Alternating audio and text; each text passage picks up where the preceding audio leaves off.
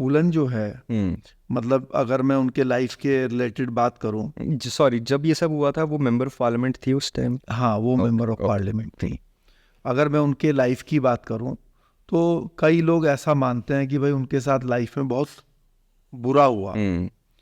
तो और वो जो बुरा हुआ उसको अगर हम सीरियल वाइज लिखें तो वो क्या होता है कि उनकी कम उम्र में शादी हो गई। उनको जो उनका जो अधेड़ हस्बैंड था, उन्होंने उसके साथ जो है गलत संबंध बनाने की कोशिश की, जबकि वो कम उम्र की थी। और उनकी जो ज़मीन थी उस पर कब्जा कर लिया उनके परिवार के लोगों ने, और फिर जो है झूठे केस में उनको जेल भिजवा दिया, और फिर डाकू उनको उठाकर ले गए।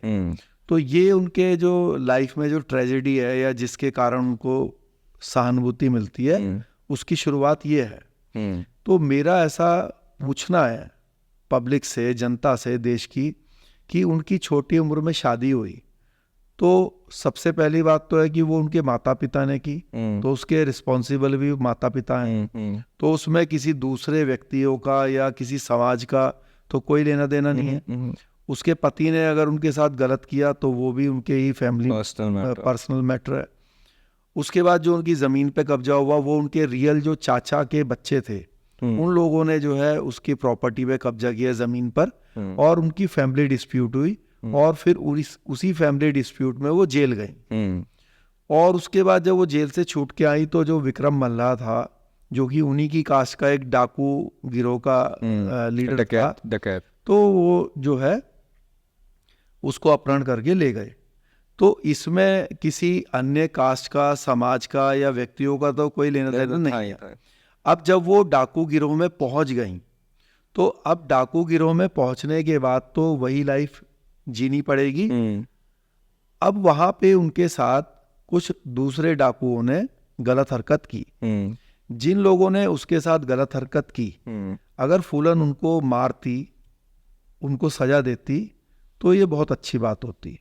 लेकिन उन्होंने क्या किया कि जिन लोगों ने उनके साथ गलत हरकत की, उनका तो पूरे लाइफ में कभी कुछ ना तो उनको कुछ कर पाई या ना तो उनको कुछ किया, बल्कि एक समाज के ऊपर पूरी प्रॉब्लम को थोप के जो है कई बेगुनाह लोगों की हत्या कर दी। और जिसमें बेमई कांड जिसको बोलते हैं, जो मुख्य रूप से ऐसा बोलते हैं कुछ लोग कि भाई फूलन देवी ने अपने रेप का बदला लेने के लिए उन लोगों की हत्या कर दी।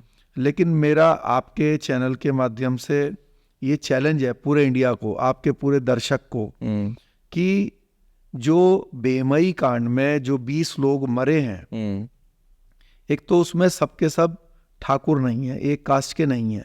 अच्छा। उसमें मरने वालों में दलित भी हैं, पिछड़े भी हैं और मुस्लिम भी हैं। अच्छा। मैं आपको नाम भी बता देता हूँ। दलित जो भाई उसमें जिनकी हत्या हुई फूलन के द्वारा, उनका नाम था राम अवतार कठेरिया। ओके। तो वो धानक समाज से थे।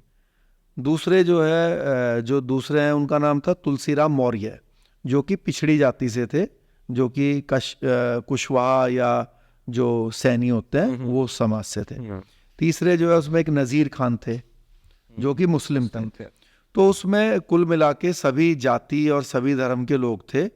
और ये सब लोग, कोई मजदूर था, कोई मिस्त्री था, या गांव का साधारण किसान था, इनका कोई न। और फिर दूसरा मैं आपको ये भी एक दर्शकों को बताऊंगा कि उनमें से कोई भी डाकू नहीं था, ना तो कोई डाकू था, ना ही उनका फूलन के किसी भी मैटर से कोई लेना देना था।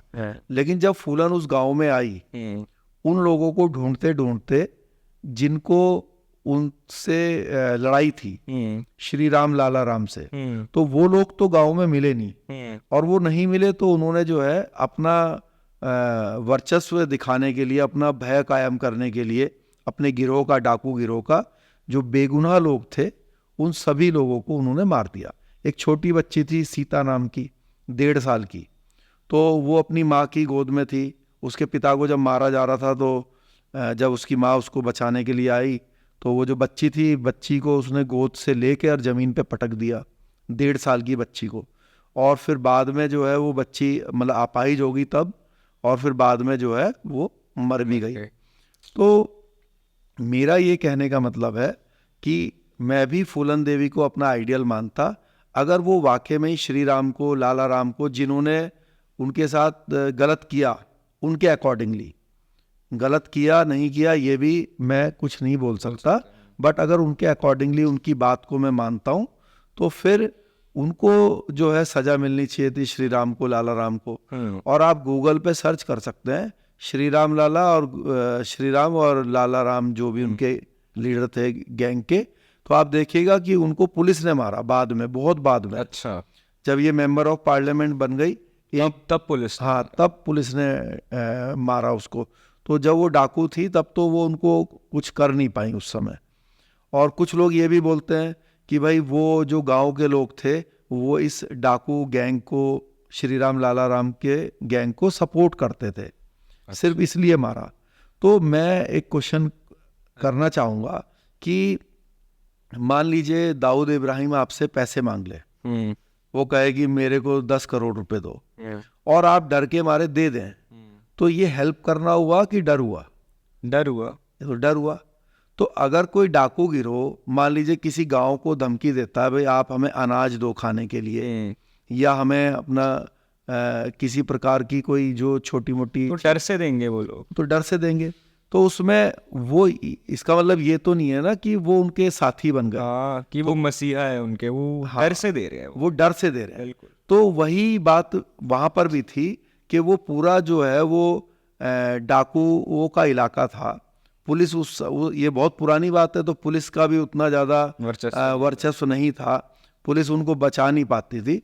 तो उनकी मजबूरी थी कि भाई डाकुओं की बात माननी है, और जो खाने पीने या जो भी छोटा मोटा सामान की जो हेल्प है वो करनी है। तो ऐसा नहीं है वो सिर्फ वही गांव करता था, आसपास के जो भी 200-300 गांव थे सभी की ये प्रॉब्लम्स थी। आपका इसमें कहाँ से नाम आ गया मेरे को? ये इसमें हुआ ये कि जब जिस दिन फूलन देवी की हत्या हुई, तो उस दिन इत्तेफाक से मैं वहीं था। एक मेरे शहर की एक लेडी हैं, हस्बैंड वाइफ हैं, तो वो उनसे कनेक्टेड थी एक पार्टी के रूप में, पॉलिटिकल मूवमेंट के रूप में वो उनसे कनेक्टेड थी। तो वो मुझे जैसे कभी देहरादून या आसपास दिल्ली या आसपास कहीं जाना होता था, तो क्योंकि उनके पास कोई व्हीकल नहीं था, तो मेरे पास ईश्वर की कृपा से उस समय गाड़ी थी, तो जैसे घूमने का भी थोड़ा युवा एज में शौक होता है ना कि चलो भाई दिल्ली चलते हैं, चलो भाई देहरादून चलते हैं, तो अपना ऐसे उनके साथ में कभी कभी चला जाता था। तो उस दिन भी दुर्भाग्यवश जो है यहाँ आया, और उसका परिणाम ये हुआ कि जो मेरे लाइफ के 13 ईयर्स हैं तो वो तो तिहाड़ जेल में गए। लेकिन मैं सोचता हूँ कि ये शायद मेरी डेस्टिनी रही होगी, क्योंकि अगर मैं तिहाड़ जेल में शायद ना जाता तो फिर तिहाड़ जेल को तोड़ता भी ना। असली एडवेंचर तो आपकी शुरू ही तिहाड़ जेल जाने के बाद हुए। हाँ, मतलब वही क्या होता है कि ये जो है बहाने बनते हैं लाइफ में। अब प्रभु श्री राम राजगद्दी पर बैठ रहे थे, और लेकिन जो है अगले दिन पता चला कि भाई आपको राजगद्दी पे नहीं बैठना, आपको तो वनवास जाना है। हाँ। और वो वनवास नहीं, प्रभु श्री राम को प्रभु श्री राम बना, प्रभु श्री राम बने।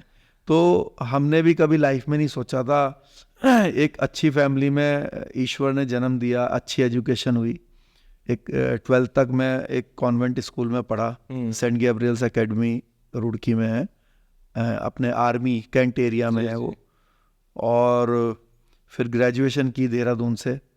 तो हमें भी नहीं पता था कि भाई तिहाड़ जाके ज़मीन पे सोना पड़ेगा 13 साल।